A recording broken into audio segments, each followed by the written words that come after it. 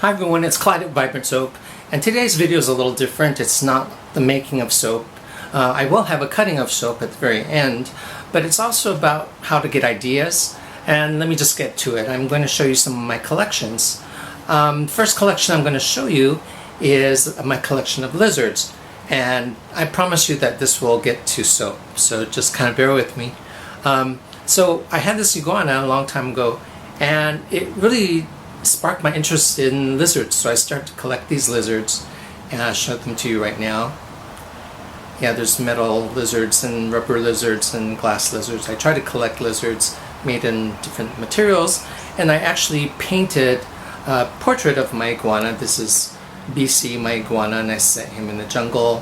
I love Henri Rousseau, famous jungle painter, so this is my chance to give homage to that.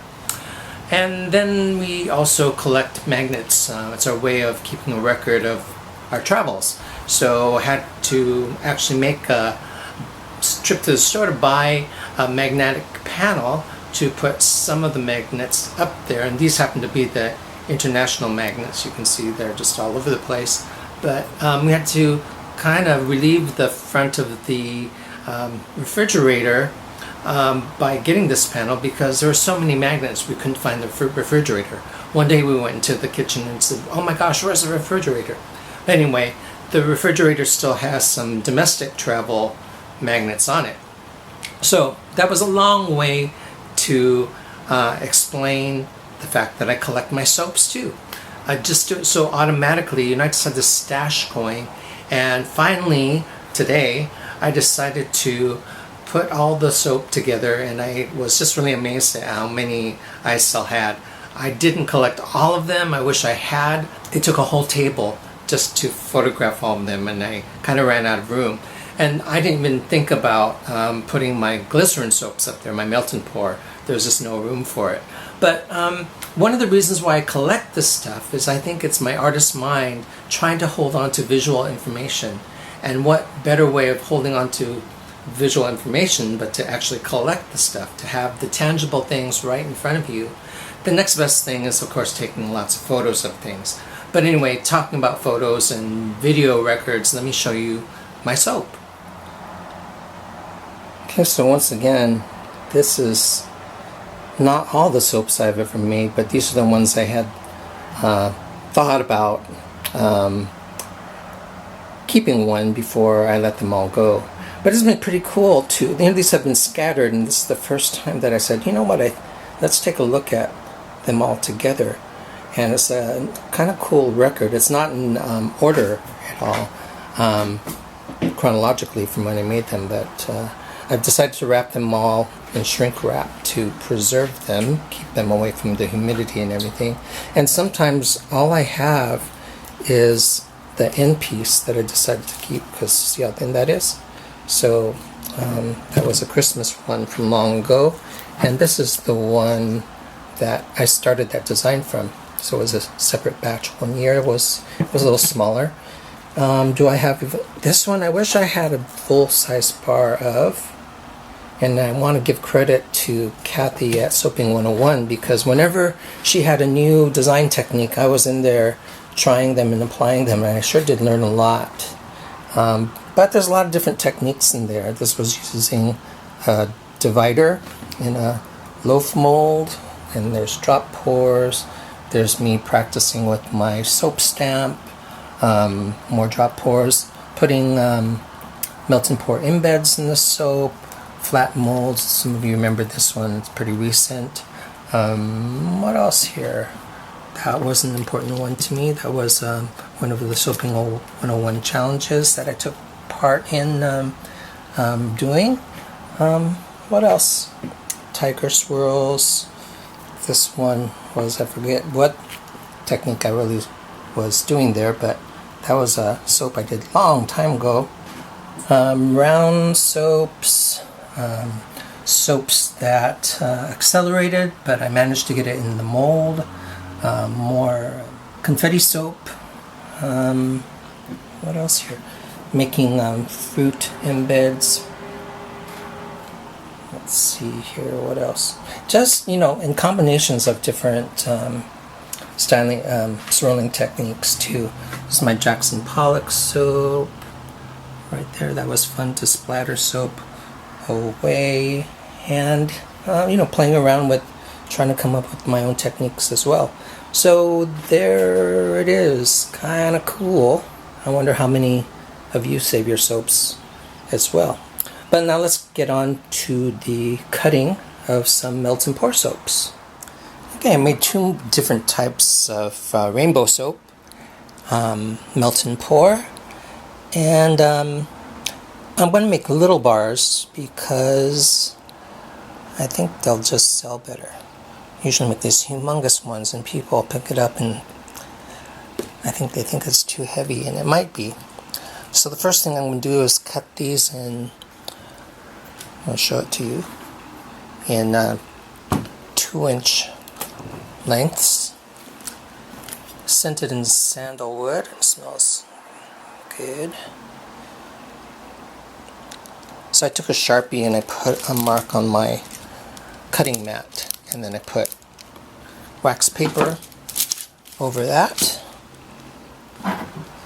Oh, and then showing that to people, famous pink knife.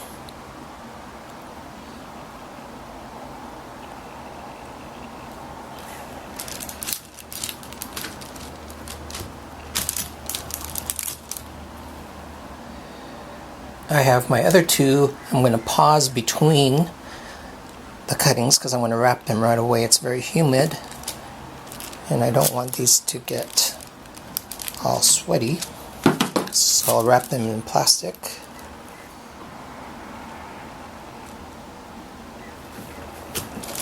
There.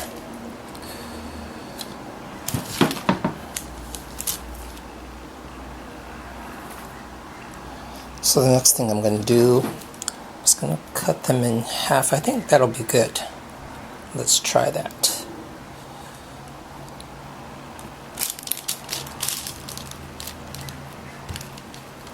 Yeah, I think that's a cute little bar. And it's still a substantial amount of soap there, just proportions are different. So let me just cut a few of these, because I think you get the idea.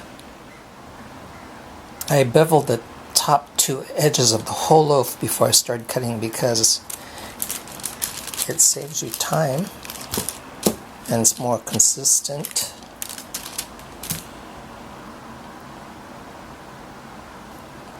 Get off the knife. Helps you talk to your soap. They might lock you away for that though, so.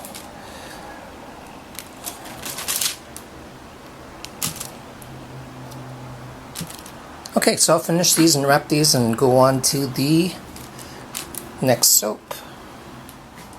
And this next rainbow soap has even thinner lines of color.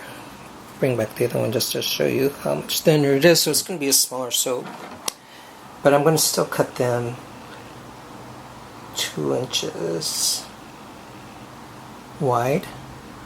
This one's scented in hydrangea. I wanted people to have a choice of very different scents. So I'll put these chunks aside.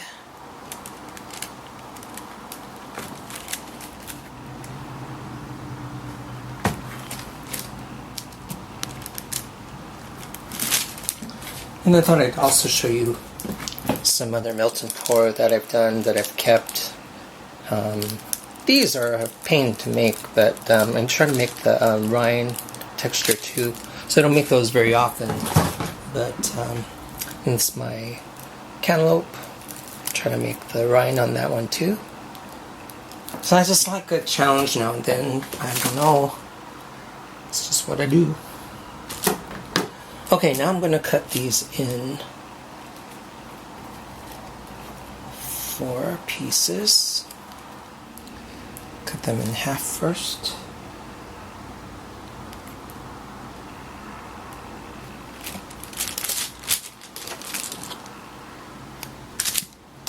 And in half again.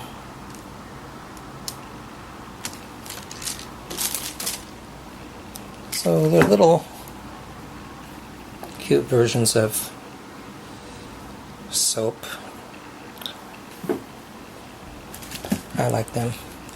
Great for a guest soap.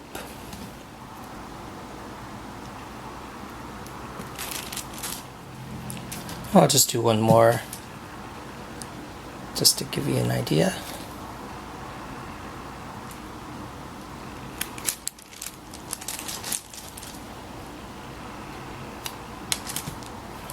I make watermelon soap too, but apparently I didn't keep any of those.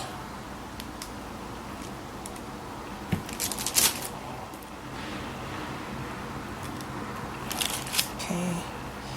Alright, then I'll bring you back for my last rainbow soap. That's not really a rainbow, it's different colors, but I'll be right back with that. Okay, so the last of the melt and pour soaps today. This is a Glycerin version of Leather Jacket.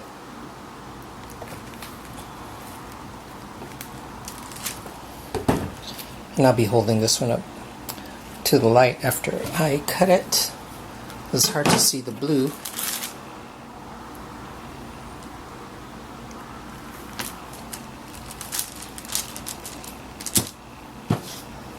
These lines are really helping to cut these.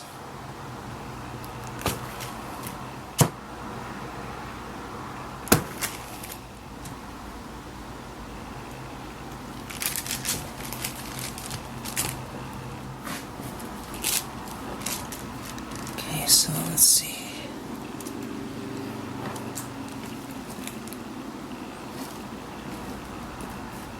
I think I'll cut these in 4 pieces also.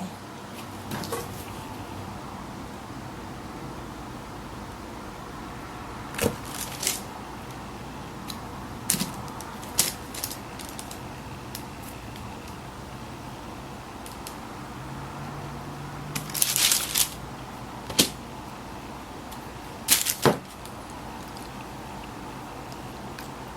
can see the blue a little bit now. Especially if I held it up to the light.